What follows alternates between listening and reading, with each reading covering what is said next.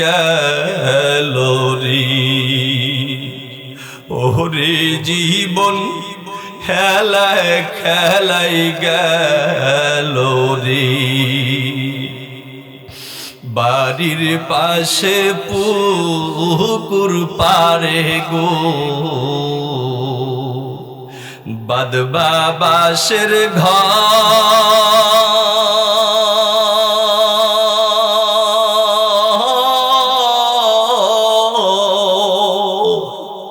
ভাইও নাই তোর বান্ধব নাই ওরে,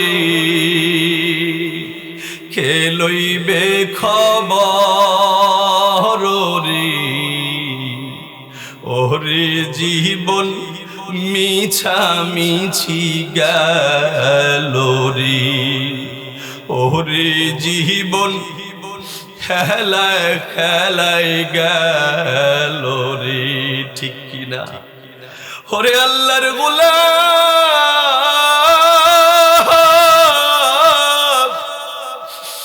চক্ষু দুইটা বন্ধ করে নিজের কলবের দিকে একটু খেয়াল করে, নিজের দিকে একটু নফসের দিকে খেয়াল করে একটু চিন্তা করো।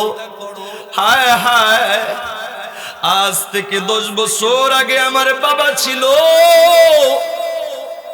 আজ থেকে 5 বছর আগে হয়তো আমার মা ছিল, আমার দাদা ছিল, দাদি ছিল, তারাও তো আমাদের মতো চলাফেরা করেছে। কথা বলো ঠিক কি?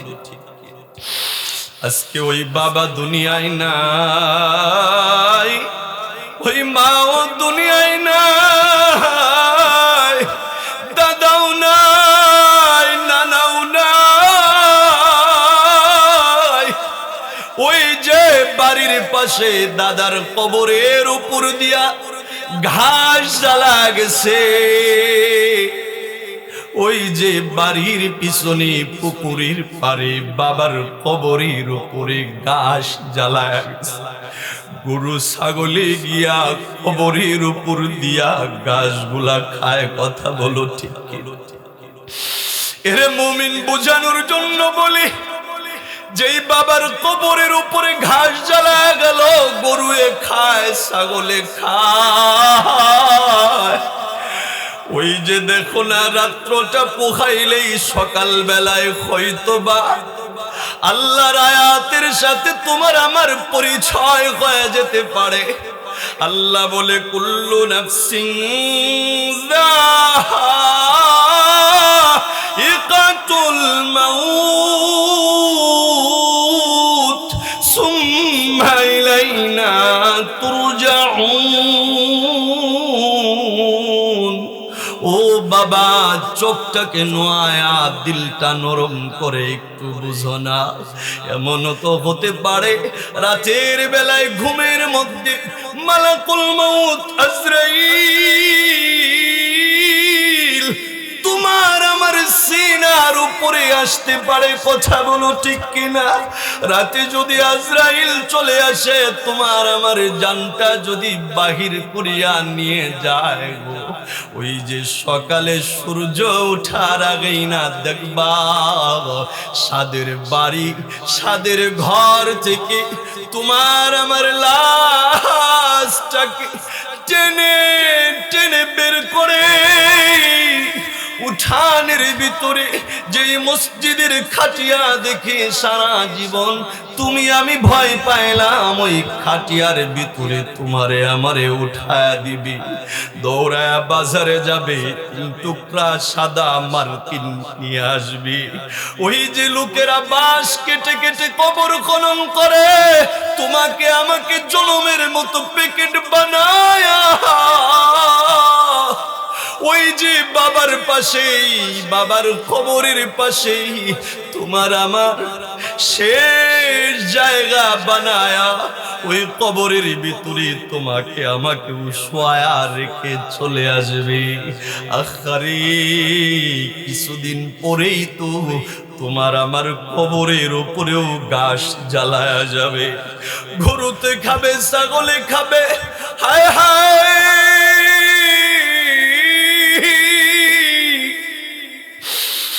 ওই যে কবরের দিকে তুমি আমি দৌড়াইতেছি যাইতেছি,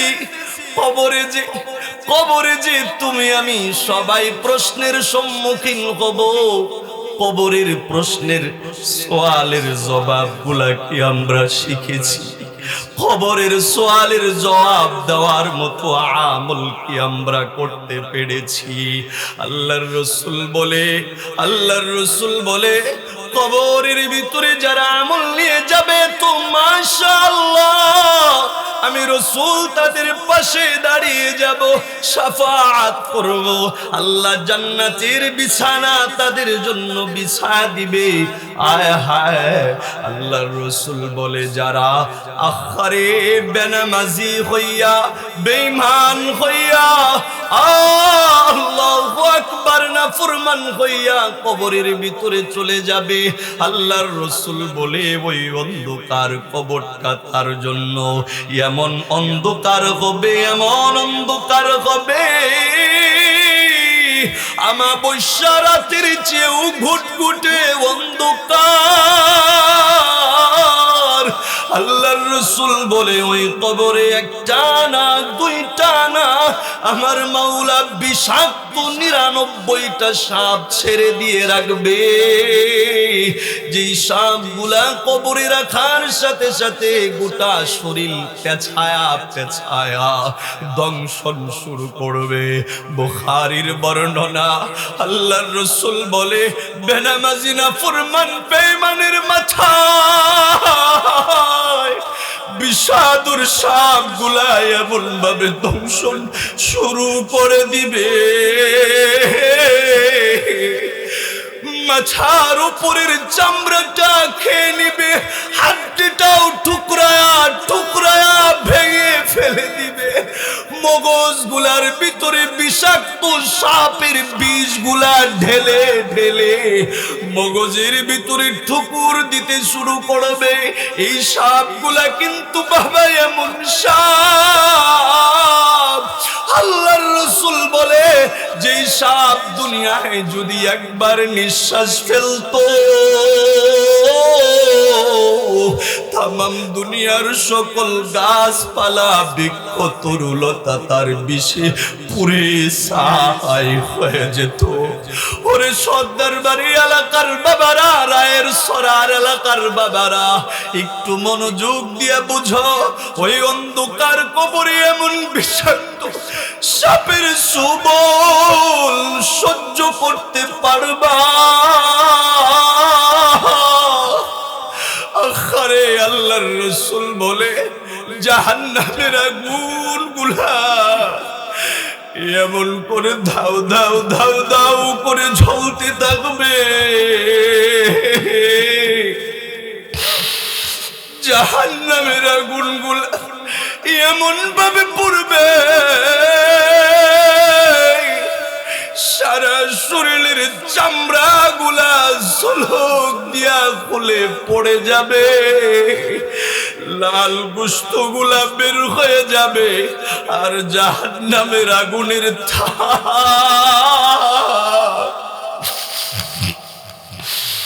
তোমার আমার গোশতের ভিতরে এমন ভাবে লাগবে, এমন ভাবে লাগবে গোশতগুলা পুড়ে। মাদ্রাসার সাথে আমাদের কোনো বিরোধিতা, কোরআনের সাথে কোনো বিরোধিতা, হাদিসের সাথে কোনো বিরোধিতা, কোরআন ওয়ালা যারা কোরআনের তালিম দেয়, কোরআনের তালিম যারা নেয়, এদের সাথেও আমাদের কোনো বিরোধিতা। যদি বিরোধিতা হয়ে যায় তো বিরোধিতা হয়ে যাবে মদিনাওয়ালা। তো বিরোধিতাই যদি না থাকে, মাদ্রাসা যদি এই এলাকার মানুষ পছন্দ করে, ভালোবাসে, মহাব্বত করে, আহা এত সুন্দর একটি আয়োজন, এখান থেকে কোরআনের আলোচনা করা হবে, হাদিসের আলোচনা করা হবে, দ্বীন সম্পর্কে আলোচনা করা হবে, নিজের জীবনের গুনাহ কিছু হলেও ঝরে যাবে, নিজের জীবনের ভিতরে নিজের আমাল নামক জায়গার ভিতরে কিছু নেক পূর্ণ করা হবে। এটা তো এক বড় সুযোগের কথা বলেন ঠিক কিনা? আকারে ঝড় শেষ হইলে যেমন আম কুড়ায়া পাওয়া যায় না, সুযোগ গেলে তেমনি আর নেক কাজ করার সুযোগ পাওয়া। আমি তো মনে করি এটা অত্যন্ত ভালো একটা কথা, কোরআন হাদিসের মজমা, এখানে মানুষ আসবে বসবে কোরআন হাদিস শুনবে। হায় আফসোস, এত বড় একটা প্যান্ডেল, এলাকার লোকজন নাই। আল্লাহ, মাইকের আওয়াজ যত দূর পর্যন্ত যায়, এখনো পর্যন্ত যেই মুসলমানের বাচ্চা জাগনা আছে, কার বাচ্চা? হিন্দুর বাচ্চার কাছে আমার কোনো দাবি নাই, ইহুদির বাচ্চার কাছে আমার কোনো দাবি নাই, বৌদ্ধ খ্রিস্টান পৌত্তলিক মূর্তি পূজকের সন্তানের কাছে আমার কোনো দাবি নাই। কিন্তু আমার দাবি ওই ব্যক্তির কাছে যেই ব্যক্তি নিজেকে বলে আমি মুসলমানের সন্তান, যে ব্যক্তি পরিচয় দেয় আমি মুহাম্মাদুর রাসূলুল্লাহর উম্মত, যে ব্যক্তি পরিচয় দেয় যে আমার উপরে নাজিল করা হয়েছে কোরআন, ওই আল্লাহর পক্ষ হয়ে বলছি, ওই রাসূলের পক্ষ থেকে বলছি, ওই কোরআনের পক্ষ থেকে বলছি, ও ভাই, তুমি যদি মুসলমান হয়ে থাকো, কোনো উজর যদি তোমার না থাকে, কোনো জরুরি কাজ যদি তোমার না থাকে, চোখে যদি এখনো ঘুম চলে না আসে, জাগনাই যদি থাকো, একটু কষ্ট করে মাহফিলের প্যান্ডেলে আসো, কিছু সময় বসো, ইনশাআল্লাহ আমি এমন কিছু কথা বলার জন্য চেষ্টা করব যে কথায় তোমার দিল নরম হবে, চোখে পানি আসবে, জাহান্নাম দূরে সরে যাবে, জান্নাত তোমার নিকটবর্তী হবে ইনশাআল্লাহ। আমি বলবো মাইকের আওয়াজ যত দূর যায়, মেহেরবানি করে একটু কষ্ট করে মাহফিলের প্যান্ডেলের দিকে আসুন। আমি শুনেছি আমার অনেক মা বোনেরা এসেছে, পুরুষ কম হইলে কি হবে, মা বোনরা অনেক এসেছে, বলেন না একটু আলহামদুলিল্লাহ। সারা জীবন তো সামনে অনেক শ্রোতা নিয়ে ওয়াজ করলাম, আজকে না হয় আমার কিছু বাবা, কিছু ভাই, কিছু ভাতিজা, আপনারা যারাই আছেন যদি ধৈর্য ধরে একটু বসেন, ইনশাআল্লাহ মন খুলে আলোচনা করব, মানুষ কম আলোচনা করব না, না এমন না, মন খুলে আলোচনা করব। মা বোনরা যেহেতু এসেছে তাদের সম্পর্কে বেশিরভাগ আলোচনাটুকু করার জন্য চেষ্টা করব ইনশাআল্লাহ। আল্লাহ কবুল করেন, বলেন আমিন। এই মুসলমান শুনেন, মাহফিলে আসতে চায় না, মাহফিলে আসলে কি হয়? বুখারীর হাদিস, বুখারীর হাসিয়ার ভিতরে লিখেছে, আল্লাহ রাসূল বলেন, যেখানে কোরআনের আলোচনা হয়, হাদিসের আলোচনা হয়, দ্বীনের আলোচনা হয়, আল্লাহর রাসূল বলেন ওই জায়গাটা এত দামি হয় যে আসমানের একদল ফেরেশতা আসমানের মজমা ছাইরা দিয়া দুনিয়ার দিকে দৌড় দেয়। আল্লাহ পাক রব্বুল আলামিন জিজ্ঞেস করে, ও ফেরেশতারা, ব্যাপার কি বুঝলাম না, কই যাও? ফেরেশতারা ডাক দিয়ে কয়, আল্লাহ, ওই যে দেখেন না, রায়ের সরা এলাকায় আল মদিনা নুরানি হাফিজিয়া মাদ্রাসার মাঠের ভিতরে আপনার একজন বান্দা কোরআন ও হাদিসের কিছু কথা বলতেছে, আপনার কিছু বান্দা বসে বসে সেই কথাগুলা শুনতেছে। আয় আল্লাহ, আমরা ওই মজমার দিকে যাই। আল্লাহ তাআলা বলেন, ও ফেরেশতারা, আসমানের এই মজমার থেকে কি দুনিয়ার ওই মজমাটা দামি হয়ে গেল নাকি?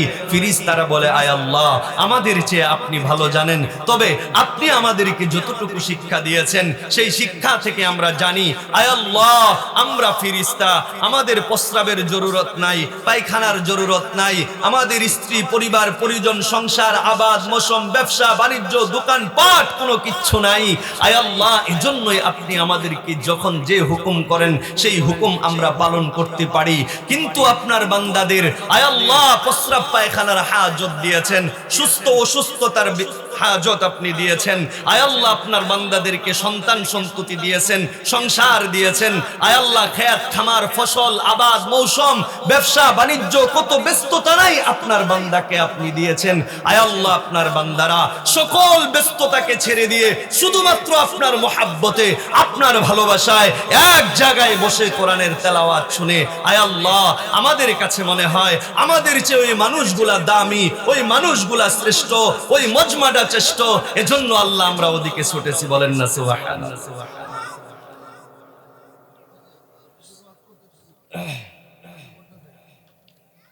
বলার দরকার নেই, ভাইজানের কথা আমি বলে দিব, সমস্যা নেই।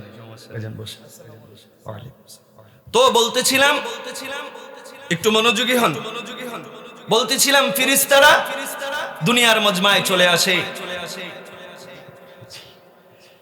এই মজমাকে চতুর্পাশে ঘিরে তারা দাঁড়িয়ে যায়।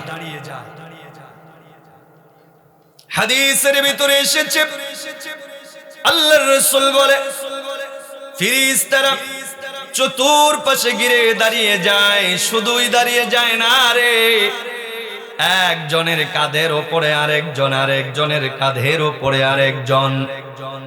এদিকে মনোযোগী দেন, এদিকে তাকান। আরেকজনের কাঁধের উপরে আরেকজন এমন করে করে দুনিয়ার জমিন থেকে আসমান পর্যন্ত চলে যায়। আর সকল ফেরেশতারা মিলে ওই যে কোরআনের বাগানে যারা বসে আছে গো, তাদের জন্য দোয়ায়ে মাগফিরাত কামনা করতে থাকে। সুবহানাল্লাহ। ফেরেশতারা দোয়া করতে থাকে, মালিক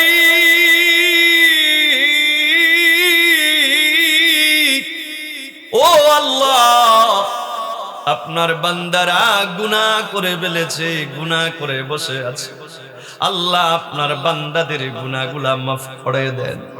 আয় আল্লাহ আপনার বান্দাদের মা বাবার গুনাহ মাফ করে দেন। আয় আল্লাহ আপনার বান্দাকে কবুল করে নেন। আয় আল্লাহ আপনার বান্দাদের উপরে রহমত নাজিল করেন, সকিনা নাজিল করেন। বলেন না সুবহানাল্লাহ। আমাদের জবান না পাক, আমাদের কথা আল্লাহ কখনো শুনে কখনো শুনে না, কথা বলেন ঠিক কিনা? আমরা জবানে মিথ্যা বলি, হারাম খাই, আমরা জবান দিয়া ওয়াদা ভঙ্গ করি, আমাদের জবান আমাদের জিহ্বা অনেক সময় না পাক, কিন্তু ফেরেশতারা তো পবিত্র, তারা তো গুনাহ করে না। ফেরেশতাদের জবান বড় পবিত্র, এজন্য ফেরেশতারা যখন দোয়া করে আমার মাওলা ফেরেশতাদের দোয়া কখনো ফিরায় দেয় না। এজন্য বলবো মাহফিলের প্যান্ডেলে যারা বসে আছেন, ও আল্লাহর বান্দা নবীর উম্মতের দল, আমি বলবো আপনাদের কপাল বড় ভালো, আপনাদের কপাল বড় ভালো যে এতগুলা মানুষের মধ্যে আল্লাহ আপনাদেরকে নির্বাচন করে প্যান্ডেলে বসিয়ে দিয়েছে। সুবহানাল্লাহ। অনেক মানুষ আছে, যদি জিজ্ঞেস করা হয় কি ব্যাপার মাহফিলে আইলেন না কে, মাহফিলে গেলেন না কে? হুজুর সারা দিন খেতে খামারে কাজ করে, সংসারের কাজ করে শরীরটা বড় ক্লান্ত, হ্যাঁ, ব্যবসা বাণিজ্য এই সেই কত যাই ঝামেলা, শুধু দুনিয়া দুনিয়া দুনিয়া দুনিয়া দুনিয়া। আল্লাহর রাসূল বলেন, ক্বালান নবী সাল্লাল্লাহু আলাইহি সাল্লাতু ওয়াস সালাম, হুব্বুদ দুনিয়া রাসু কুল্লি খাতিআ। আল্লাহর রাসূল বলে দুনিয়ার মোহাব্বত হলো সকল গুনাহের মূল উৎস। হুব্বুদ দুনিয়া রাসু কুল্লি খাতিআ, এই দুনিয়া আখিরাতকে ধ্বংস করে দেয়।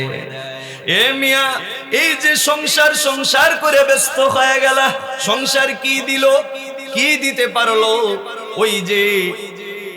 ওই যে দিন শেষে 3.5 হাত অন্ধকার কবর, কথা বলো ঠিক কিনা? এর চেয়ে বেশি কিছু নেওয়ার মতো সুযোগ কারো আছে? কেউ পারছে, কেউ পারবে।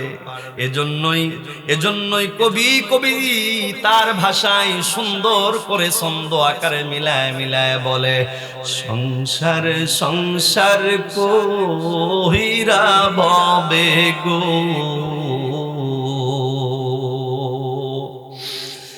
ডাকলি না মাওলা রে,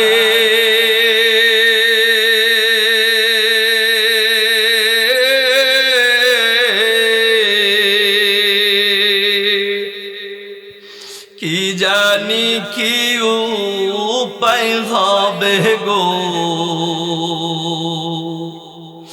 ওই অন্ধকার কবরে রে, ওরে জীবন গুনাই গুনাই গেল রে, ওরে জীবন ঘুমাই ঘুমাই গেল রে। ঠিক কিনা? সংসার সংসার কহিরা ভবে গো করলি না বন্দেগি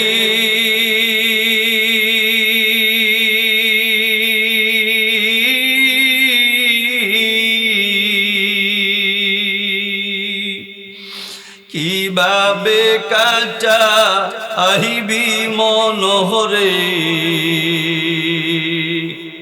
খবরের জিন্দেগিরি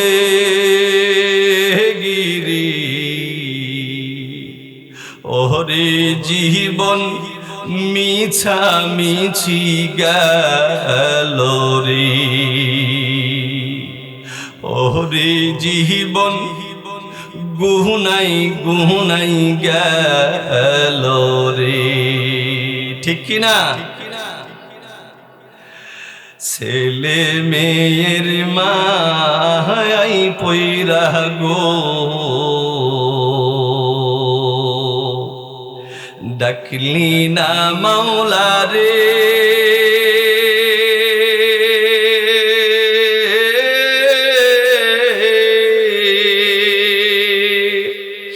কি জানি কি উপায় গেল রে ওরে জীবন খেলায় খেলাই গেল রে বাড়ির পাশে পুকুর পারে গো বাদবা বাসের ঘর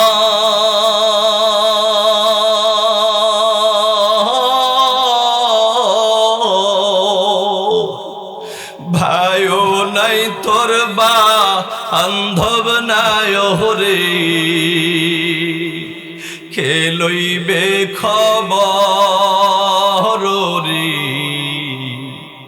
ওরে জীবন মিছা মিছি গেল রে ওরে জীবন খেলায় খেলায় গেল রে ঠিক কিনা ওরে আল্লাহর গোলাম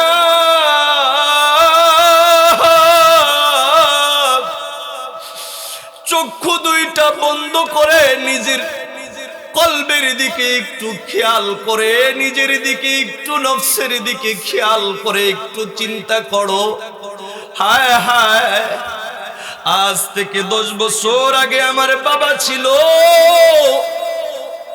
আজ থেকে 5 বছর আগে ওই তো আমার মা ছিল আমার দাদা ছিল দাদি ছিল তারাও তো আমাদের মতো চলাফেরা করেছে কথা বলো ঠিক কি আজকে ওই বাবা দুনিয়ায় নাই ওই মাও দুনিয়ায় নাই দাদাও নাই নানাও নাই ওই যে বাড়ির পাশে দাদার কবরের উপর দিয়া ঘাস জ্বালা গেছে ওই যে বাড়ির পিছনে পুকুরের পারে বাবার কবরের উপরে ঘাস জ্বালা গেছে গরু ছাগলে গিয়া কবরের উপর দিয়া ঘাসগুলা খায় কথা বলো ঠিক কি এরে মুমিন বোঝানোর জন্য বলি যেই বাবার কবরের উপরে ঘাস জ্বালা গেল গরুয়ে খায় ছাগলে খায় ওই যে দেখো না রাত্রটা পোখাইলেই সকাল বেলায় হয়তোবা আল্লাহর আয়াতের সাথে তোমার আমার পরিচয় হয়ে যেতে পারে আল্লাহ বলে কুল্লু নাফসিন যায়িকাতুল মাউত সুম্মা ইলাইনা তুরজাউন ও বাবা চোখটাকে নোয়া দিলটা নরম করে একটু বুঝো না এমন তো হতে পারে রাতের বেলায় ঘুমের মধ্যে মালাকুল মউত আজরাইল তোমার আমার সিনার উপরে আসতে পারে, কথা বলো ঠিক কিনা? রাতে যদি আজরাইল চলে আসে, তোমার আমার জানটা যদি বাহির করিয়া নিয়ে যায় গো, ওই যে সকালে সূর্য ওঠার আগেই না দেখবা সাদের বাড়ি, সাদের ঘর থেকে তোমার আমার লাশটাকে টেনে টেনে বের করে উঠানের ভিতরে যেই মসজিদের খাটিয়া দেখে সারা জীবন তুমি আমি ভয় পাইলাম, ওই খাটিয়ার ভিতরে তোমারে আমারে উঠায়া দিবি। দৌড়ায়া বাজারে যাবে, 3 টুকরা সাদা মার্কিন নিয়ে আসবি। ওই যে লোকেরা বাঁশ কেটে কেটে কবর খনন করে, তোমাকে আমাকে জনমের মতো প্যাকেট বানায়া ওই যে বাবার পাশেই, বাবার কবরের পাশেই তোমার আমার শেষ জায়গা বানায়া ওই কবরের ভিতরে তোমাকে আমাকে শোয়া রেখে চলে আসবে। আখারে কিছুদিন পরেই তো তোমার আমার কবরের উপরেও গাছ জ্বালায়া যাবে, গরুতে খাবে, ছাগলে খাবে। হায় হায়,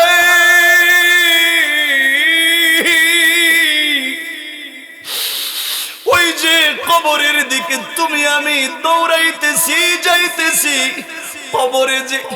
কবরে যে তুমি আমি সবাই প্রশ্নের সম্মুখীন হব। কবরের প্রশ্নের সওয়ালের জবাবগুলা কি আমরা শিখেছি? কবরের সওয়ালের জবাব দেওয়ার মতো আমল কি আমরা করতে পেরেছি? আল্লাহর রাসূল বলে কবরের ভিতরে যারা আমল নিয়ে যাবে তো মাশাআল্লাহ, আমি রাসূল তাদের পাশে দাঁড়িয়ে যাব, শাফাআত করব। আল্লাহ জান্নাতের বিছানা তাদের জন্য বিছায়া দিবে। আয় হায়, আল্লাহর রাসূল বলে যারা আখারে বেনামাজি হইয়া, বেঈমান হইয়া, আল্লাহু আকবার নাফরমান হইয়া কবরের ভিতরে চলে যাবে, আল্লাহর রাসূল বলে ওই অন্ধকার কবরটা তার জন্য এমন অন্ধকার হবে, এমন অন্ধকার হবে, আমাবস্যা রাতের চেয়েও ঘুটঘুটে অন্ধকার। আল্লাহর রাসূল বলে ওই কবরে একটা না, দুইটা না, আমার মাওলা বিষাক্ত 99টা সাপ ছেড়ে দিয়ে রাখবে। যেই সাপগুলা কবরে রাখার সাথে সাথে গোটা শরীর পেছায়া পেছায়া দংশন শুরু করবে। বুখারীর বর্ণনা, আল্লাহর রাসূল বলে বেনামাজি নাফরমান বেঈমানের মাথায় বিষাদুর সাপগুলা এমন ভাবে দংশন শুরু করে দিবে, মাথার উপরের চামড়াটা খেয়ে নিবে, হাড্ডিটাও টুকরায়া টুকরায়া ভেঙে ফেলে দিবে, মগজগুলার ভিতরে বিষাক্ত সাপের বিষগুলা ঢেলে ঢেলে মগজের ভিতরে ঠুকুর দিতে শুরু করবে। এই সাপগুলা কিন্তু বাবা এমন সাপ, আল্লাহর রাসূল বলে যেই সাপ দুনিয়ায় যদি একবার নিঃশ্বাস ফেলতো, তামাম দুনিয়ার সকল গাছপালা বৃক্ষ তরুলতা তার বিষে পুরে ছাই হয়ে যেত। ওরে সর্দারবাড়ি এলাকার বাবারা, রায়ের সরার এলাকার বাবারা, একটু মনোযোগ দিয়ে বুঝো, ওই অন্ধকার কবরে এমন বিষাক্ত সাপের সুবল সহ্য করতে পারবা? আখারে আল্লাহর রাসূল বলে জাহান্নামের আগুনগুলা এমন করে ধাউ ধাউ ধাউ ধাউ করে জ্বলতে থাকবে, জাহান্নামের আগুনগুলা এমন ভাবে পড়বে সারা শরীরের চামড়া গুলা ঝলক দিয়া খুলে পড়ে যাবে, লাল গোশতগুলা বের হয়ে যাবে, আর জাহান্নামের আগুনের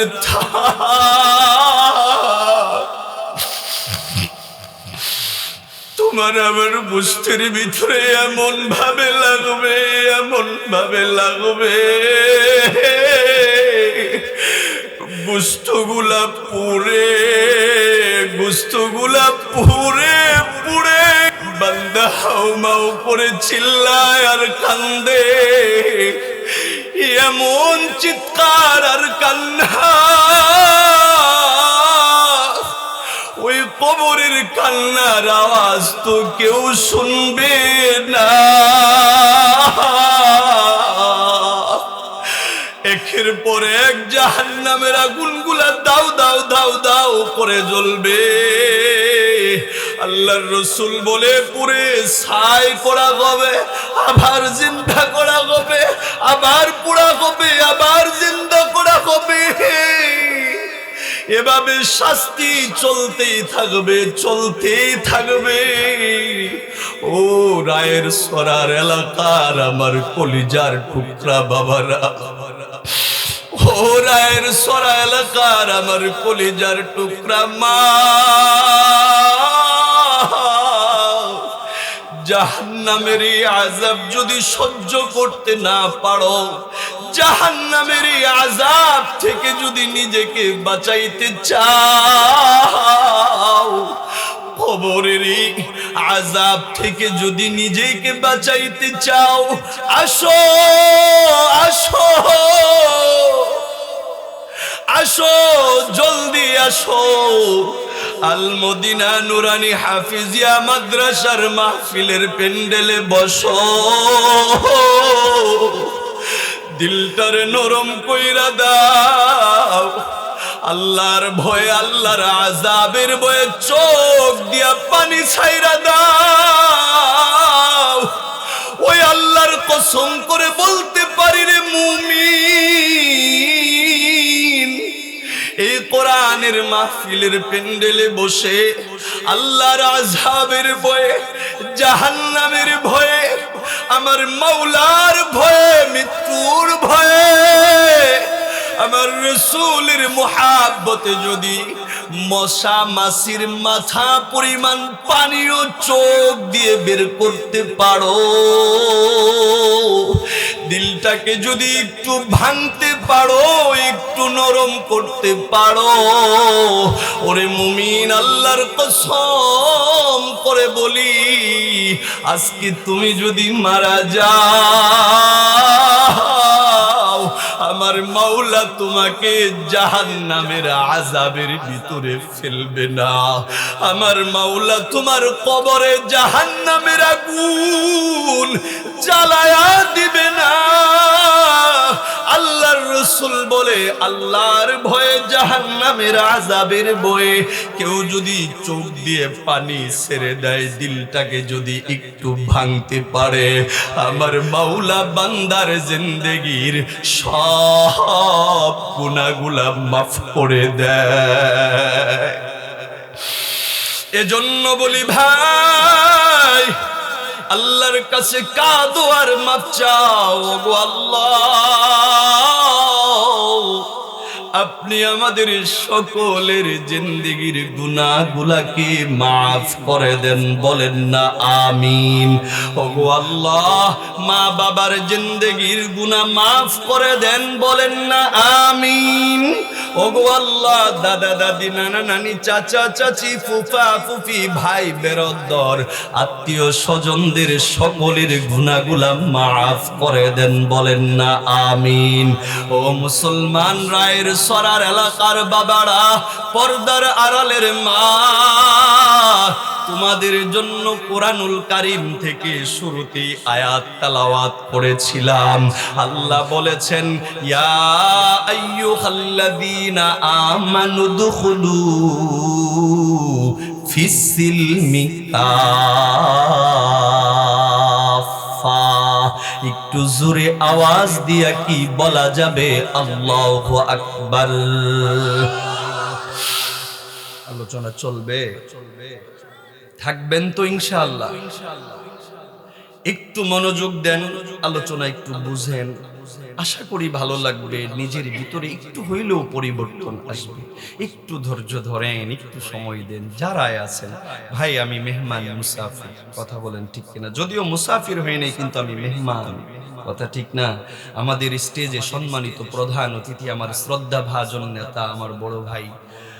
আলহামদুলিল্লাহ, বিভিন্ন সময় বিভিন্ন ভাবে আমরা, ভাই আমাকে খুব মোহাব্বত করেন। যার ছায়া, যার মোহাব্বত, যার ভালোবাসা, যার মায়া মমতা নিয়ে শ্যামগঞ্জ কালীবাড়ি বাজার ভাটিয়ানি ঈদগাহ মাঠ মাদ্রাসায় আমি আছি পরিচালক হিসাবে। ভাই আমার মাদ্রাসারও সম্মানিত উপদেষ্টা, আলহামদুলিল্লাহ ওনার পরামর্শে মাদ্রাসা চলেন। ভাই আসছেন, ভাই আমি অনুরোধ করব ভাই কিছু সময় বসবেন ইনশাআল্লাহ। আমার বয়ান পর্যন্ত ভাই থাকবেন আশা করি, যদি কোনো তাগাজা বা কাজ না থাকে। নরমালি আর কি বলবো, প্রতিদিনই প্রোগ্রাম, প্রতিদিনই আছে এক জায়গায় না এক জায়গায়, ব্যস্ত মানুষ। এরপরেও বলবো যে একটু বসার জন্য। আলহামদুলিল্লাহ, আশা করি বসবেন। উনি আপনাদের হৃদয়ের মানুষ, উনি আপনাদের মনের মানুষ, কথা বলেন ঠিক কিনা? ভাই আসছেন, আলহামদুলিল্লাহ। ভাইয়ের মুখের কথাও আপনারা শুনবেন, আমিও শুনবো ইনশাআল্লাহ। তো আমি কোরআন থেকে কয়েকটি আয়াত তেলাওয়াত করেছি। এই আয়াতগুলোর উপরে কিছু কথা আলোচনা করে আমার আলোচনা শেষ করার চেষ্টা করব, যদি আপনারা একটু ধৈর্য ধরে থাকার জন্য চেষ্টা করেন। থাকবেন তো ইনশাআল্লাহ? আচ্ছা আসুন, আর এলোপাতারি কথা না বলে সরাসরি আমরা আলোচনায় যাই। তো শুরুতেই যে আয়াত তেলাওয়াত করেছিলাম, ইয়া আইয়ুহাল্লাযীনা আমানু দুখুলু ফিস-সিলমি কাফা। লম্বা তাফসীর করছি না, এই আয়াতের তাফসীর অনেক সুন্দর, অনেক লম্বা, তো ওদিকে যাচ্ছি না, শুধু বঙ্গ অনুবাদটুকু বলছি। আল্লাহ তাআলা বলতেছেন, হে ঈমানদারের দল, তোমরা দ্বীনের ভিতরে পরিপূর্ণ রূপে প্রবেশ করো। কার ভিতরে বলেন? দ্বীনের ভিতরে। দ্বীন মানে ইসলাম বা শরীয়ত, ইসলাম বা শরীয়ত। আল্লাহ তাআলা বলতেছেন, তোমরা ইসলাম বা শরীয়তের ভিতরে, দ্বীনের ভিতরে পরিপূর্ণ রূপে প্রবেশ করো। কিছু প্রবেশ করবা, কিছু করবা না, মানে কিছু মানবা, কিছু মানবা না, এমনটা করিও না বান্দা। তুমি দ্বীনের ভিতরে পরিপূর্ণ রূপে দাখিল হয়ে যাও। কে বলছেন? কে বলছেন বলেন? আল্লাহ বলছেন পরিপূর্ণ রূপে দাখিল হওয়ার জন্য। পরিপূর্ণ দাখিল মানে ওই যে আমরা ফজর পড়ি তো জোহর পড়ি না, জোহর পড়ি তো আসর পড়ি না, আসর যদিও পড়ি মাগরিব বা এশা পড়ি না, এক ওয়াক্ত পড়ি আরেক ওয়াক্ত পড়ি না, হয়তো বা সারা সপ্তাহ আমরা পড়ি না, জুমার নামাজটা পড়ি। আবার হয়তো এমনও কোনো বান্দা আছে যে সারা সপ্তাহ নামাজ পড়ে না, সারা মাসও নামাজ পড়ে না, শুধু ঈদের নামাজ পড়ে। আছে কিনা নাই? হ্যাঁ, দিন কিছু মানলাম, কিছু মানলাম না। আবার ওই যে আল্লাহ যা কিছু হালাল করেছে খাই, আবার কিছু হারামও খাই। আছে না এরকম? হ্যাঁ, আমি কাউকে আঘাত দিয়ে কথা বলবো না বাবা, মনটা নরম করে বুঝেন। এই যে আমরা দ্বীনের কিছু অংশ মানি, কিছু অংশ মানি না, এরপরে কি এরকম ভাবে আল্লাহ আমাদের উপরে কোরআন নাজিল করেছে, আমরা জানি কিন্তু কোরআন আমরা মানি না, কোরআন আমরা তেলাওয়াত করি না। আহারে, আগে তো কত সুন্দর দেখা যেত, সকাল বেলায় ফজরের নামাজের পরেই প্রায় প্রত্যেকটা বাড়িতে, প্রত্যেকটা ঘরে আমাদের বৃদ্ধা নানীরা, আমাদের বৃদ্ধা দাদিরা, আমাদের মারা কত সুন্দর করে করে সূর্যের হালকা আলো যখন আসে, দরজাটা খুলে দিয়ে আহারে কোরআনটা হাতে নিয়ে করুণ সুরে কত সুন্দর করে তেলাওয়াত করতো। কথা বলেন ঠিক কিনা? দরজার কাছে গিয়ে রেহালটা নিয়ে একটা ফিরির উপরে বসে সুন্দর করে ঝুঁকে ঝুঁকে কত সুন্দর করে কোরআনের তেলাওয়াত করত। সকাল বেলায় সূর্যের আলোর সাথে সাথে ঘরের ভিতরে আমার মাওলার রহমত প্রবেশ করত, আমার মাওলার মাগফিরাত প্রবেশ করত, আমার মাওলার বরকত প্রবেশ করত। সুবহানাল্লাহ। এখন তো এগুলা নাই, উঠেই গেছে। আমাদের মা চাচিরা এখন আর কোরআন ও তেলাওয়াত করতে চায় না। কথা বলেন ঠিক কি ঠিক না? ওই যে দেখা যেত সন্ধ্যার সময় সারা দিন বড় পরিশ্রম করে কষ্ট করে কাজ করেছে, এরপরেও মাগরিবের নামাজটা পইরাই সারাদিন অনেক কষ্ট হয়েছে, কাজের ফাঁকে ফাঁকে নামাজ পড়তে পারলে পারছে, না পারলে পারে নাই, কিন্তু আফসোস করছে, হাইরে হাইরে কি কাজ লাগছে, কাজের জন্য নামাজটাও পড়তে পারলাম না। আছে না?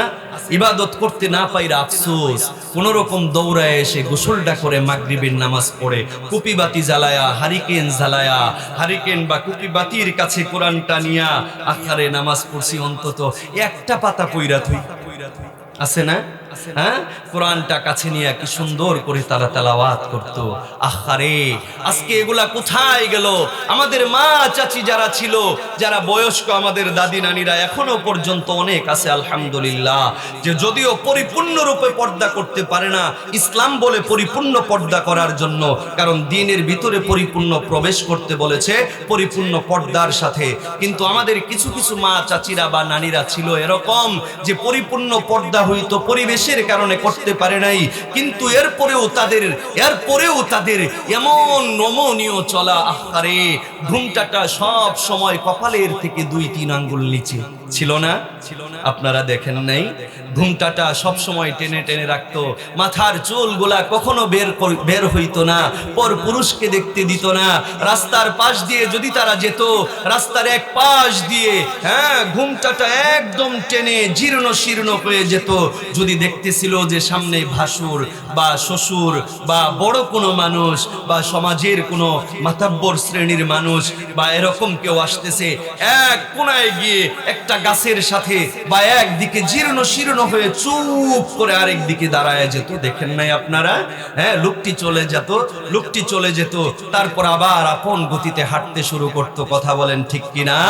এমন ছিল না? আহারে, মসজিদের হুজুর যদি দেখতো, সাথে সাথে ঘুমটা টেনে দিয়ে একদিকে চুপচাপ হয়ে যেত। আহারে, কত না সুন্দর ছিল সেই দিনগুলা। আর আজ এমন একটা দিন চলে এসেছে, এমন একটা সময়ে আমরা চলে এসেছি, বড় আফসোস, আমরা দিন পরিপূর্ণ তো দূরের কথা, দিনের এক ভাগও আমরা মানতে চাই। পর্দা পুশিদা তো মোটামুটি 100%-এর ভিতরে 20% আছে বাংলাদেশে আলহামদুলিল্লাহ, বাকি 80%ই পর্দা পুশিদা নাই।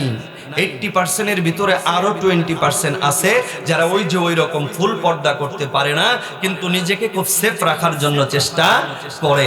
বাকি 60% নিজেকে যত বেহায়া বানায়া উপস্থাপন করতে পারে, যত খোলামেলা ভাবে প্রদর্শন করতে পারে, যত বেহায়া ভাবে চলতে পারে। কথা বলেন ঠিক কিনা? আর একটু জোরে বলেন ঠিক কিনা? মা বোনেরা রাগ কইরেন না, আপনাদের জন্য সুন্দর কথা আমি বলতেছি, সামনে আরো সুন্দর কথা আসতেছে। তো এই যে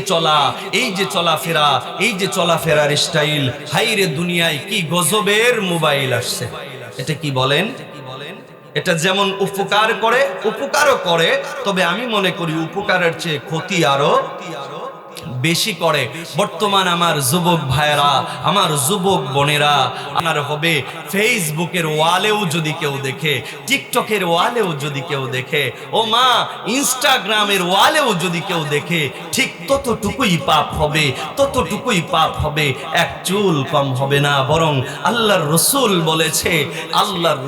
বলেছে, ও মা, একটু বুঝো, আল্লাহর রসুল বলেছে, যেই নারী নিজের চেহারাকে পর পুরুষের সামনে, বেগানা পুরুষের সামনে প্রদর্শন করে, চেহারা বের করে, আল্লাহর রাসূল বলেন কাল কিয়ামতের ময়দানে, হাশরের ময়দানে আল্লাহ পাক রব্বুল আলামিন ওই চেহারার উপরে আগুনের নেকাব লাগায়া দিবে।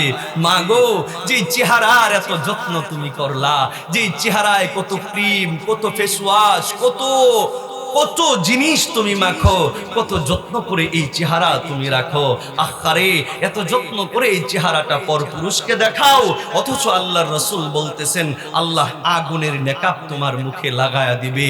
কোথায় যাবে তোমার রূপ? কোথায় যাবে তোমার সৌন্দর্য? কোথায় থাকবে তোমার চেহারা? মাগো, চেহারার এই জ্বলন্ত আগুনের তাপ, এই জ্বলন্ত আগুনের জ্বালা তুমি কি সহ্য করতে পারবা মা? যদি সহ্য করতে না পারো, ও আমার কলিজার বোন, তুমি আমার বোন, তোমার পায়ে ধরে বলি, বোন গো, একটু পর্দার ভিতরে আসো, একটু দ্বীনের ভিতরে আসো। আল্লাহর রাসূল বলেছে আল্লাহর জন্য, দ্বীনের জন্য, দ্বীনকে মেনে যারা, আল্লাহর হুকুম মেনে যারা, যেই সমস্ত নারীরা নিজেদের চেহারাকে হিজাব দিয়ে, কোরআনে আয়াত আছে, লম্বা হয়ে যাবে যে সময়, বলছি না, শুধু বাংলা কথাগুলো একটু শোনেন। আল্লাহর রাসূল বলেছেন, আল্লাহ কোরআনেও বলেছেন, আল্লাহর ভয়ে যেই সমস্ত বোন আমার, যেই সমস্ত মা আমার নিজের চেহারাটাকে হিজাব দিয়ে দিয়ে নেকাব দিয়ে ঢেকে রাখবে, পর পুরুষের সামনে নিজের চেহারাকে বের করে দিবে না, নিজেকে পর পুরুষের সামনে উপস্থাপন করবে না। এমন নারীদের জন্য আমার রাসূল বলে আল্লাহ এমন একটি পুরস্কার রেখেছে, এমন একটি পুরস্কার রেখেছে। পুরস্কারটি হলো কি, যে কাল কিয়ামতের ময়দানে, হাসরের ময়দানে আমার এমন মা যারা আছে, এমন বোন যারা আছে, আমার আল্লাহ তাদের কাছে হিসাব জিজ্ঞাসা করবে না। আমার আল্লাহ তাদেরকে আসামির কাঠ গড়ায় দাঁড় করায়া সবার সামনে চার চেহারাকে ফাঁস করবে না। আল্লাহ বলবে দুনিয়াতে আমার বান্দি আমার ভয়ে, জাহান্নামের আযাবের ভয়ে, কবরের আযাবের ভয়ে নিজের চেহারাটাকে ঢেকে রেখেছিল, নিজেকে হেফাজত করে রেখেছে। আজকে হাসরের ময়দানে লক্ষ লক্ষ কোটি কোটি মানুষের মধ্যে আমার বান্দির চেহারা আমি উন্মুক্ত করে দিব না, আমার বান্দিকে সবার সামনে আমি বের করে দিব না। আল্লাহ তাআলা বান্দিকে স্পেশাল ভাবে বিনা হিসাবে, আল্লাহু আকবার, কুদরতি পাওয়ারে সুজা জান্নাত দান করে দিবে। সুবহানাল্লাহ। আল্লাহর রাসূল বলে ও আমার মা, ও আমার বোন, একটু কানটা খুলে শুনো। আল্লাহর রাসূল সাল্লাল্লাহু আলাইহি সাল্লাতু ওয়াস সালাম বলে দুনিয়ায় যারা ইয়া আইয়ুহাল্লাযীনা আমানু দুখুলু ফিস সিলমি কাফা, আয়াতের ব্যাখ্যায় মুফাসসিরিনে কেরামগণ হাদিসের ভিতরে বলে আল্লাহর রাসূল বলেছে দুনিয়ায় যে সমস্ত মারা, যে সমস্ত বোনেরা পর্দা মেইনটেইন করে চলবে, নিজেকে হিজাব দিয়ে ঢেকে রাখবে, আল্লাহর রাসূল বলে ও মা কান খুলে শুনো, আল্লাহর রাসূল বলে খাতুনে জান্নাত ফাতিমাতুজ জোহরা রাদিয়াল্লাহু তাআলা আনহা, আমার নবীর কলিজার টুকরা দূরের দুলালি, আমার নবীর কলিজার টুকরা দূরের দুলালি কন্যা ফাতিমাতুজ জোহরা রাদিয়াল্লাহু তাআলা আনহার সাথে তারা জান্নাতে থাকবে।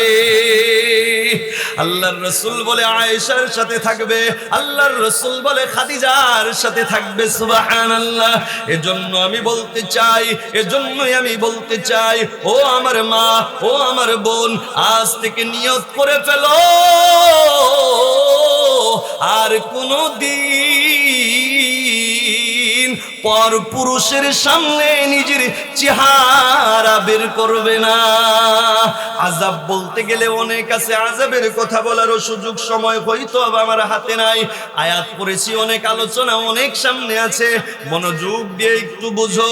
মা বোনদেরকে বললাম এটা, আর আমার বাবাদেরকে বলবো বাবা, ইয়া আইয়ুহাল্লাযীনা আমানু দুখুলু ফিস সিলমি কাফা, দিনের ভিতরে পরিপূর্ণ দাখিলের অর্থ হলো এই, দিনের ভিতরে যদি পরিপূর্ণ দাখিল হতে পারো, রাসূল বলেছে এক নাম্বার মৃত্যুর সময় তোমার জবান দিয়ে কালিমা বের হয়ে যাবে। সুবহানাল্লাহ। আর একটু জোরে বলা যাবে কি সুবহানাল্লাহ? মৃত্যুর সময় জবান দিয়ে কালিমা বের হয়ে যাবে। আখরে দিনের ভিতরে পরিপূর্ণ থেকে যারা অন্ধকার কবরে যাবে, আল্লাহর রাসূল বলে তাদের সওয়ালের জবাব অটোমেটিকলি হয়ে যাবে। সুবহানাল্লাহ।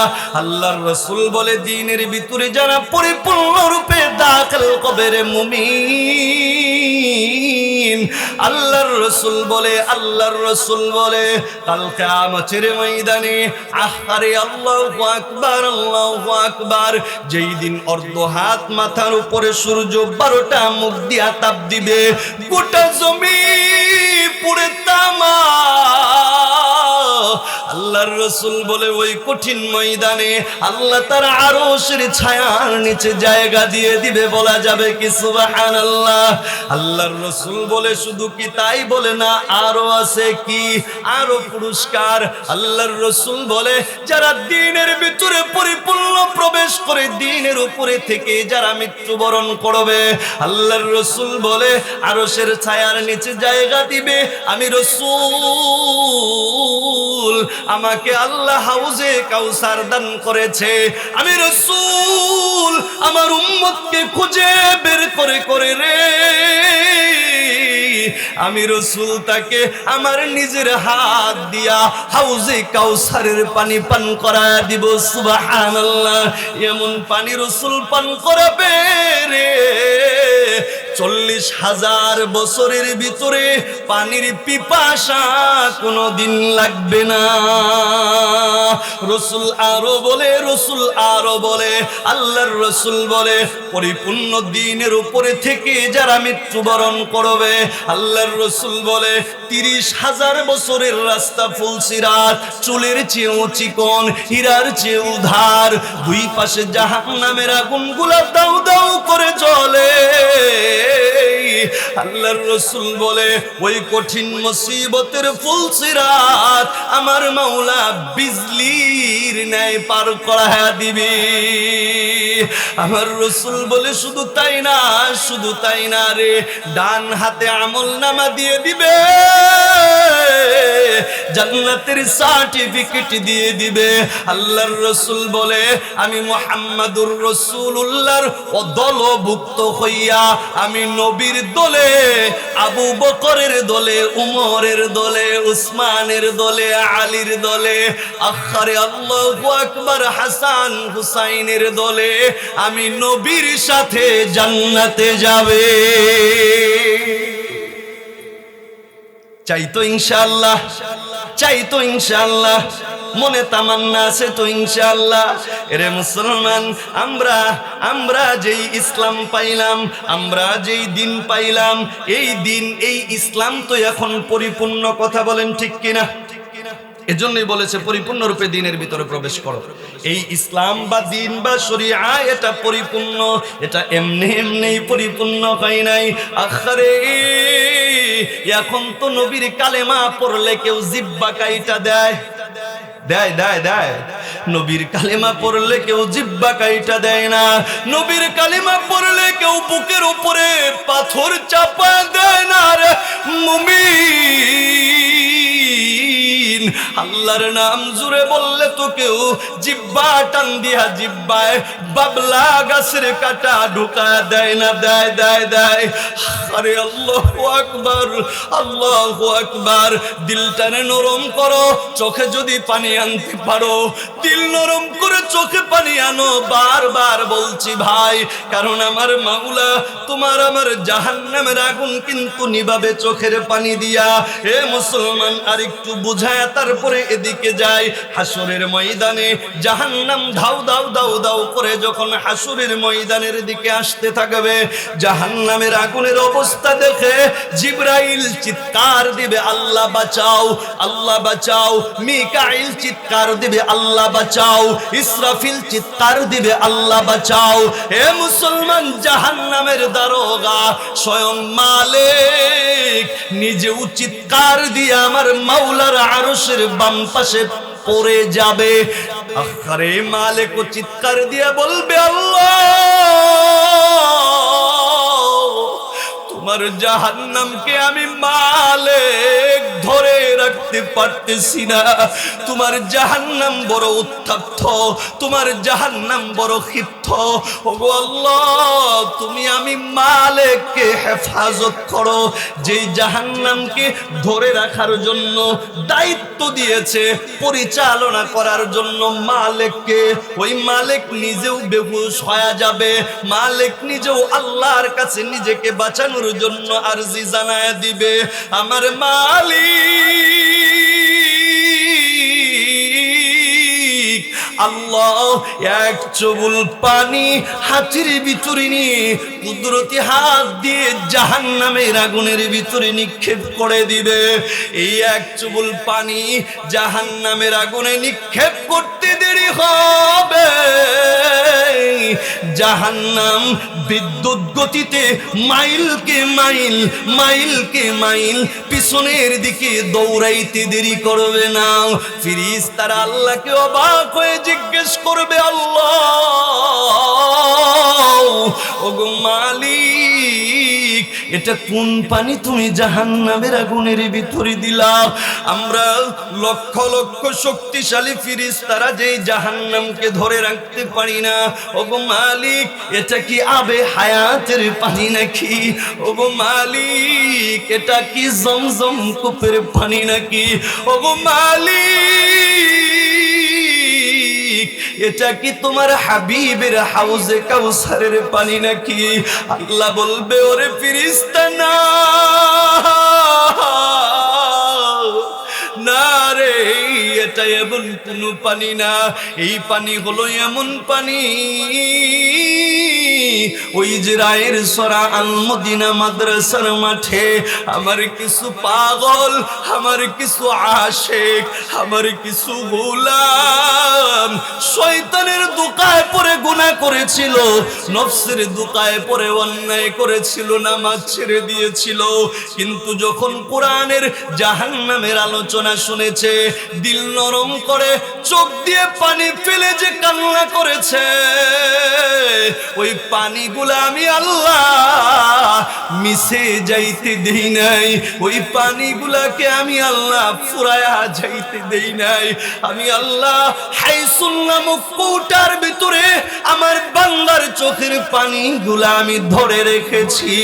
ও ফেরেশতারা রে, ওই পানিটাই আমি আল্লাহ আজকে জাহান্নামের ভিতরে নিক্ষেপ করেছি। এরে মুসলমান রায়ের সূরা এলাকার বাবারা, আমার মারা, ওই জাহান্নামের আগুন কিন্তু চোখের পানি ছাড়া নিবানো যাবে না। এজন্য বলি, মনটা নরম করো। আমি আর কয়েক মিনিট সময় কথা বলবো, মনটা নরম করে কথাগুলা বুঝার জন্য চেষ্টা করো। ওই যে আল্লাহু আকবার, আমরা তো পরিপূর্ণ দিন পাইছি, এজন্য বলা হয়েছে দিনের ভিতরে পরিপূর্ণ রূপে ঢুকো। আমরা ঢুকতে চাই না, কিন্তু এই দিন কিভাবে আসছে দুইটা ঘটনা বলে আলোচনা শেষ করে দিব, শুনবেন তো ইনশাআল্লাহ? একটু মনোযোগ দেন। আখরে এই দিন কিন্তু এমনি এমনি আসে নাই, এই দিন কিন্তু এমনি এমনি আসে নাই। যদি বলি আমাদের নবীরও আগের ঘটনা যদি একটু শোনাই, তৎকালীন সময়ের মুসলমানদের কথা যদি একটু আপনাদেরকে শোনাই, ওই যে আখরে আল্লাহু আকবার, ফেরাউনের নাম আপনারা শুনেছেন। এমন জালেম নিজে জানে যে তারও একজন সৃষ্টিকর্তা আছে, সে খোদা না, তারও একজন খোদা আছে। রাতে গিয়ে পাহাড়ের উপরে উঠে সিজদা দিয়ে দিয়ে কান্দে আর কয়, ওগো আল্লাহ, তামাম দুনিয়ার কেউ জানুক আর না জানুক, তুমি তো জানো, আর আমি জানি আমি তো আসলেই খোদা না, আমার তো খোদা হওয়ার কোনো যোগ্যতাই নাই, আমি তো তোমার গোলাম, তুমি তো আমাকে বানাইছো, তুমি তো রব, তুমি তো খোদা, তুমি তো মালিক। ওগো আল্লাহ, আমি দুনিয়া চাই, আমাকে দুনিয়ার মানুষ আল্লাহ বলে ডাকবে, রব বলে ডাকবে, এতে আমি শান্তি পাই। এ সূরা নিজেও রাতে আল্লাহর কাছে গিয়া কান্দে আর কয়, আখারে আল্লাহু আকবার, কত বড় জালেম, কত বড় জালেম, কত বড় জালেম। মনটা নরম করে দিয়া বুঝো, তৎকালীন সময়েও তো মুসলমান ছিল, কথা বলো ঠিক কিনা? তখনও তো নবী ছিল, কথা বলো ঠিক কিনা? আখরে মুসা আলাইহিস সালাতু ওয়াস সালামের উম্মতের জামানা, আখরে তারা কালিমা পড়ে লা ইলাহা ইল্লাল্লাহ, মুসা কালিমুল্লাহ। ফেরাউন বলে, না না, লা ইলাহা ইল্লাল্লাহ কেউ বলতে পারবি না, মুসা কালিমুল্লাহকে কেউ নবী মানতে পারবি না, তামাম পৃথিবীতে অন্য কোনো খোদা নাই। নাউজুবিল্লাহ বলেন। ফেরাউন বলে, আমি একমাত্র খোদা, আমাকেই খোদা মানতে হবে, আমার রাজ্যে থাকলে, আমার দেশে থাকলে আমাকে খোদা মানতে হবে, আর আমাকে যারা খোদা না মানবি আমি ফেরাউন, আমি তোদের খোদা, আমাকে যারা খোদা না মানবি নীল নদে চুবায়া চুবায়া মারবো। আখকারে তখনও তো কেমন ইমানদার ছিল দেখো, নামগুলা বলতে গেলে সময় লম্বা হয়ে যাবে। আখকারে ফেরাউন যখন এমন ঘোষণা করে, একটু দূর থেকে আখকারে আল্লাহর এক বান্দি মুসা আলাইহিস সালাতু ওয়াস সালামের উম্মত, নারী মহিলা মানুষ আখকারে একটু দূর থেকে বলে লা ইলাহা ইল্লাল্লাহ মুসা কালিমুল্লাহ। এই যে লা ইলাহা ইল্লাল্লাহ বলেছে, লা ইলাহা ইল্লাল্লাহ, এই ইল্লাল্লাহর আওয়াজ যখন আমাকে খোদা মান, আমাকে খোদা বলে স্বীকার কর। মহিলা বলে জীবন দিয়ে দিতে প্রস্তুত, কিন্তু তোর মতো নাফরমানকে খোদা মানতে প্রস্তুত না। মহিলা কোনোভাবেই খোদা মানে না। ফেরাউন লোকজনদেরকে ডেকে ডেকে বলে, বড় কড়াইটা কোথায় নিয়ে আসো। বড় কড়াই নিয়ে আসা হলো, কড়াইয়ের ভিতরে তেল ঢেলে দেওয়া হলো, নিচে আগুন জ্বালায় দেওয়া হলো। কড়াইয়ের ভিতরে তেলগুলা যখন টকবক করতেছিল, ফেরাউন মহিলাকে ডেকে ডেকে বলে, এখনো সময় আছে, বল আমাকে খোদা মানবি কিনা। মহিলা বলে, না, আমার খোদা একমাত্র আল্লাহ সুবহানাল্লাহ বলেন। মহিলা তখন ফেরাউনকে খোদা মানে না। ইতিহাসের কিতাবের ভিতরে লেখা, মহিলার দুইটা সন্তান ছিল বাজান। একটা সন্তান 8 থেকে 9 বছর, আরেকটা সন্তান 2 থেকে 3 বছর। সন্তানগুলো কেমন ইমানদার, সন্তানগুলাও কেমন ইমানদার। মার সাথে সাথে সন্তানরাও বলে, আমাদের রব হলো একমাত্র আল্লাহ, আমাদের রব হলো একমাত্র আল্লাহ। এবার ফেরাউন ডেকে ডেকে বলে, আমাকে খোদা মানবি না? পাই না। আহারে জালেম, ছোট বাচ্চাটাকে খপ করিয়া ধরছে। এবার মার সামনে বাচ্চাকে ধরেছে। চিন্তা করো, বাচ্চাকে ধরে বলে, আরে মহিলা, এখনো সময় আছে, আমাকে খোদা মান। খোদা যদি না মানস, তোর এই সন্তানকে এই জ্বলন্ত তেলের ভিতরে দিয়ে পুড়াবো। মহিলা বলে, আমার এক সন্তান কেন রে? আমার যত সন্তান প্রসব করব, যত সন্তান হবে, সকল সন্তান যদি তুই তেলের ভিতরে পুড়ে পুড়ে মারো, আমি তবুও তোকে আল্লাহ বলে স্বীকার করব না। আখারে কি নিষ্ঠুর কাফের, ছোট্ট সন্তানটাকে ধরে আখারে তেলের কড়াইয়ের ভিতরে মাহার চোখের সামনে ছেড়ে দেয়। আয়ের মা জননীর কলিজা, মার সামনে যখন ছোট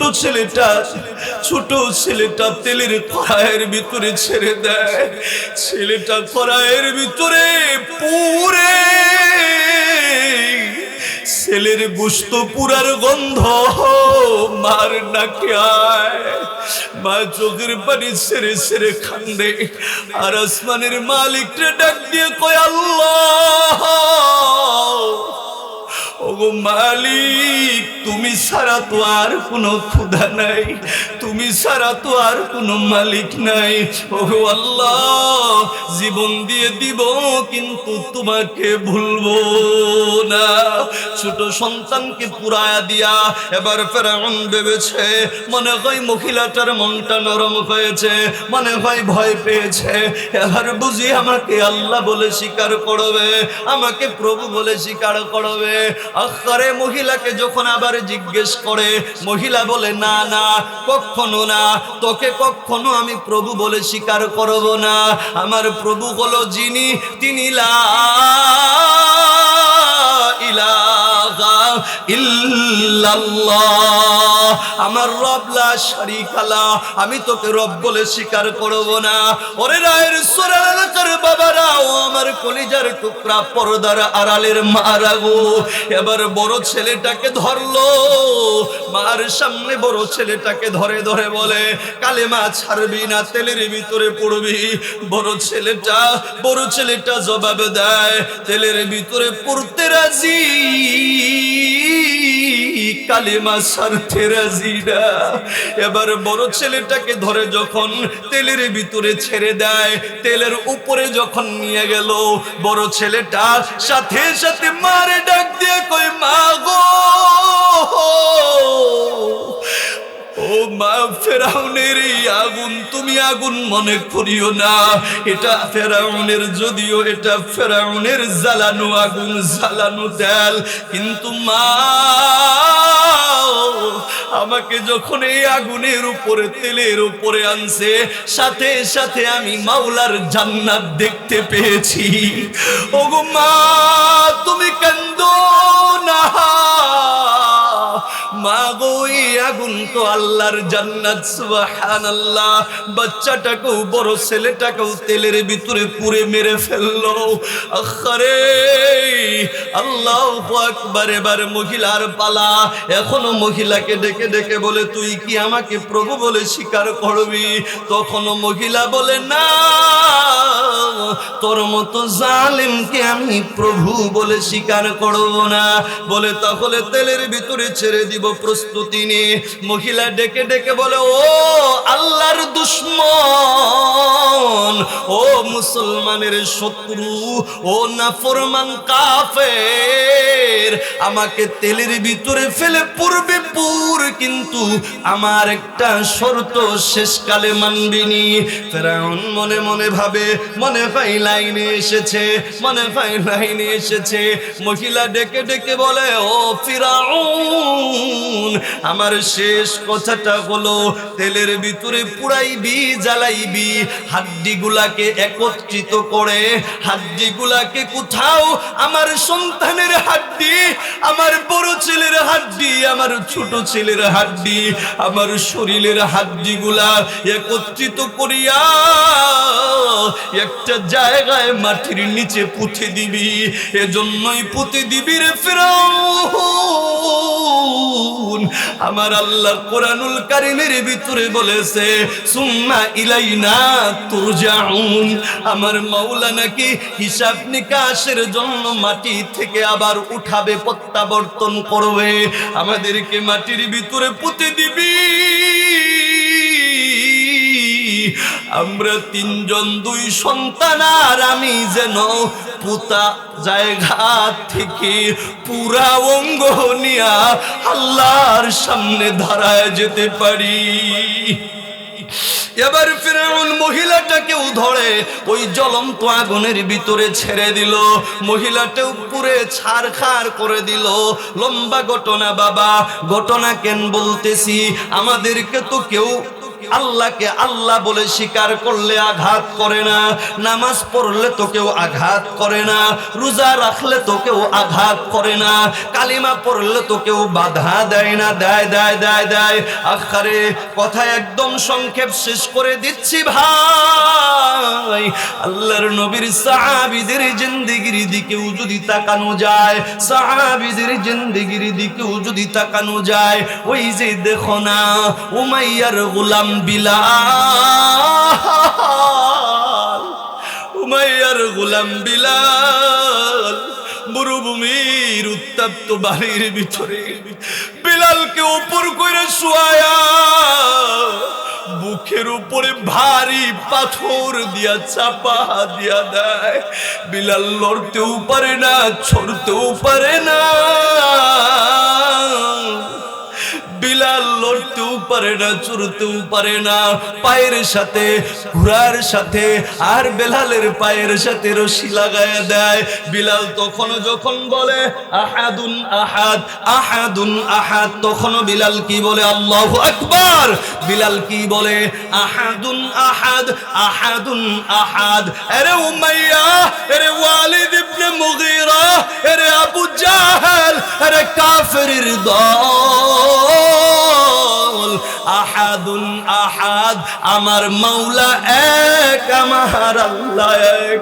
আখরে আবু বকর পাশ দিয়ে যায়, আবু বকর পাশে কানে কানে গিয়া কয়, বিলাল রে, জবান দিয়া শব্দ করিয়া আর তুই আহাদুন আহাদ বলিস না, কারণ বিলাল যত আহাদ বলে বিলালের কষ্ট তত বাড়ায় দেয়। ইতিহাসের কিতাবের ভেতরে লেখে, বিলাল যখন আহাদুন আহাদের জিকির করে, বিলালের জিহ্বাটাকে টান দিয়া বাহির করিয়া গো বাবলা গাছের বিষাক্ত কাঁটাগুলা ভেঙে ভেঙে বিলালের জিহ্বার ভিতরে বাবলা গাছের কাঁটাগুলা লাগায় দেয়। বিলালের জিহ্বা দিয়া রক্তগুলা ঠাস ঠাস করে জমিনের মধ্যে পড়ে, মরুভূমির বালির ভিতরে পড়ে মরুভূমির বালি রক্তাক্ত হয়ে যায়। জিহ্বায় কাঁটা নিয়ে তবুও বিলাল থামে না। বিলাল তবুও বলে আহাদুন আহাদ আহাদুন আহাদ। ও রায়ের সোরের এলাকার বাবারা, বিলাল আল্লাহর জন্য কত পাগল, দিনের জন্য কত পাগল। তুমি আমি কি দিনের জন্য পাগল হইতে পারি না? আল্লাহর জন্য তুমি আমি কি পাগল হইতে পারি না? আমার কথা তো একদমই শেষ। ওই যে তাকায় দেখো না, আমার নবীর সাহাবী হযরতে খাব্বাব রাদিয়াল্লাহু তাআলা আনহুর শরীরের ভিতরে, খাব্বাব রাদিয়াল্লাহু তাআলা আনহুর শরীরের ভিতরে কাফের মুশরিকের দলেরা, খাব্বাব রাদিয়াল্লাহু তাআলা আনহু ছিল কামার, লোহা পিটাইতো, আগুনের কয়লাগুলা জ্বলন্ত লোহাগুলা খাব্বাবের শরীরের পেটের ভিতরে ধরে, খাব্বাবের পিঠের ভিতরে ধরে, রানের ভিতরে ধরে। একদিক দিয়া লোহাগুলা ধরে, রানের অপর দিক দিয়া বের হয়ে যায়। অপরাধ কি খাব্বাবের? খাব্বাবের অপরাধ হলো খাব্বাব পড়েছে লা ইলাহা ইল্লাল্লাহ মুহাম্মাদুর রাসূলুল্লাহ। এই যে খাব্বাবকে এমন ভাবে কষ্ট দেয়, এমন ভাবে কষ্ট দেয়। খাব্বাব আখরে আল্লাহু আকবার, খাব্বাব বলে আমি নিজের নাকে নিজের শরীরের গোশত পুরার গন্ধ পেয়েছি। খাব্বাব আখরে উমরের সামনে জামা খুইলা দেখায়, ও উমর তাকায় দেখো না আমার শরীরের ভিতরে কয় চুল পরিমাণ জায়গা বাকি আছে যেখানে গর্ত, পুরার গর্ত বা দাগ নাই। হযরতে ওমর খাব্বাবের শরীরের খোলা জায়গা দেখে মিম্বার থেকে কাঁদতে কাঁদতে ওমর বেহুশ হয়ে মিম্বারের নিচে